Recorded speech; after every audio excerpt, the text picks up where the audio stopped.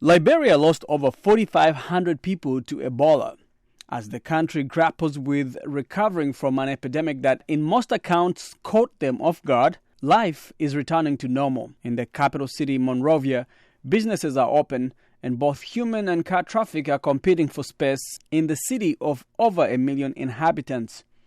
At the height of the Ebola epidemic, young people like Othniel Bliss Matthews and David Barney would spend all day at home for fear of contracting Ebola.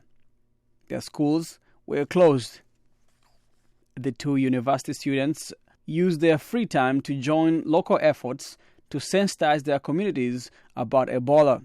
Now their university is open and they go to school half days, working as interns the other half. Othniel, a budding artist, works on his music. You got me obsessed. My Liberian Jews should know just what I like. My Liberian Jews should know to do me right.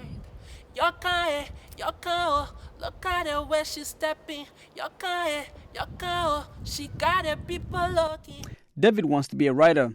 When I visited the two friends in Monrovia, they insisted on taking me to see their favorite spot in the city. It is a shell of a building that was once a hangout spot for the who's who in Liberia's socio-political scene. But those days are over now. The top floor of the old Duco Hotel is said to be the highest point in Monrovia. This was one of the most beautiful hotels in the whole of West Africa. Really? Yeah. And what happened to it? And the war we had, the Civil War came, everything was looted out of here. No, the swimming pool is out there.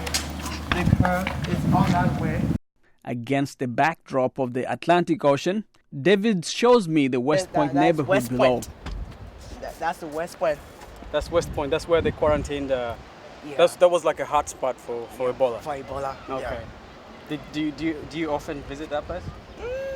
Not actually, but I go there because I have a friend working in the LSC building there. Okay. That one. Yeah. So I go right there. But I don't go in there. So when they quarantined, there were soldiers around here? Yeah, the soldiers, we had, the government employed soldiers here. And the Marines? All on the beaches.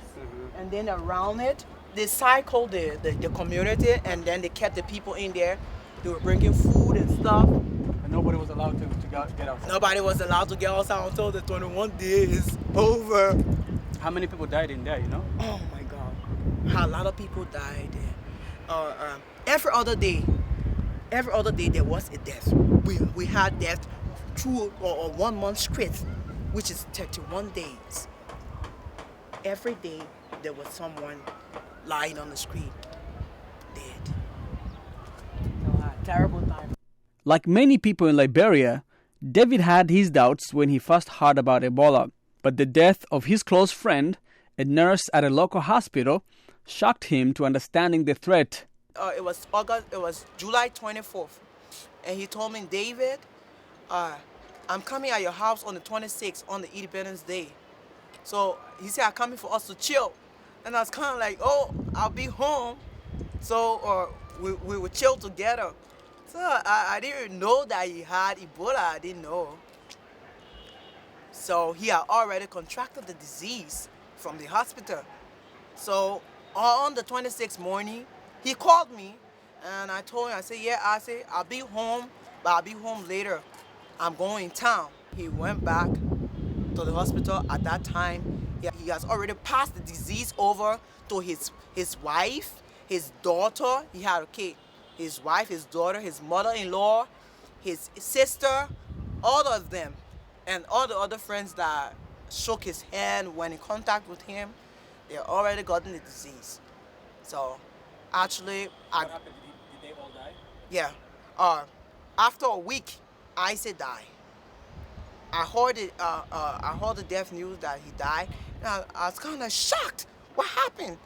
And my friend told me that, Isaac caught Ebola and died. So after another 2 weeks, I heard that his sister died, his daughter died, and the mom also died. The friends that got in contact with him, all of them died. They couldn't be saved. I was just shocked about that. From that moment, I started to take serious precaution. My family and I, we start to take serious precaution. We start to wash our hands frequently. We start to cook our food very good. We start to avoid too much contact with people. No visiting hours. We close our visiting hours down. We started to shy away from our friends. So that alone took away our social values. According to most accounts, there was widespread skepticism about Ebola in the three West African countries. Many people refused to believe that the threat was real. Nathaniel, who first heard of Ebola on a crowded cab ride in Monrovia, remembers the skeptics. Some of them were in complete denial. Most of them, not majority, but some of them, they were in complete denial. As a matter of fact, they said that Ebola didn't exist and it was a man-made virus. And so they were completely against taking precaution. Ebola has had far-reaching effects on the socio-economic lives of Liberians. It has also affected how they interact with each other. For a high-context society like many in West Africa, people express affection through physical contact, shaking hands, hugging, etc. But Ebola has changed that. Nowadays, you notice in my country that people can still shake hands, but it's hard for you to just throw out your hands like before. It's like in our culture, you meet your friends before Ebola, you shake his hand, you hug him, and then you guys are cool. But right now, it has slowed down those nouns and values. So what did you do after that? Like, I heard about something you do on your hand. You use your elbows to greet each other. Yeah, that was a sign. You just do your elbow like this, and then. But you have to be careful when you do your elbow like this. You have to wear your long sleeves. So everybody bought enough long sleeves. All your long sleeves that were in your closet that you were keeping. David says that he knows of entire families that were wiped out by Ebola. He feels that his government was not very effective in the way it communicated to the public.